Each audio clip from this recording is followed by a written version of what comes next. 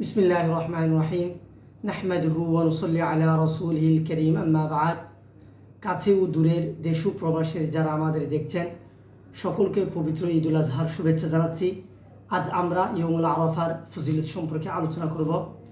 আন আবি কাতাদা রাদিয়াল্লাহু তাআলা আনহু قال قال رسول الله صلى الله عليه وسلم صيام يوم عرفة أحتسب على الله أن يكفر السنة التي قبله والسنة التي بعده। রসুল্লাহ সাল্লাল্লাহু আলাইহি ওয়াসাল্লাম ইরশাদ করেছেন, ইয়ৌমুল আরাফার রোজা আমি আল্লাহর কাছে আশা করছি এর দ্বারা আল্লাহ পাক রব্বুল আলামিন এক বছর পূর্বের গুনাহ এবং এক বছর পরের গুনাহ আল্লাহ তাআলা ক্ষমা করে দিবেন।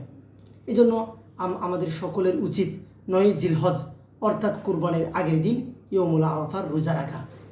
এই দিন থেকে আরও একটি গুরুত্বপূর্ণ আমল হচ্ছে 9 জিলহজ ফজর নামাজের পর থেকে নিয়ে 13 জিলহজ আসর পর্যন্ত আইয়ামে তাশরিক এর মধ্যে তাকবীরে তাশরিক পাঠ করা।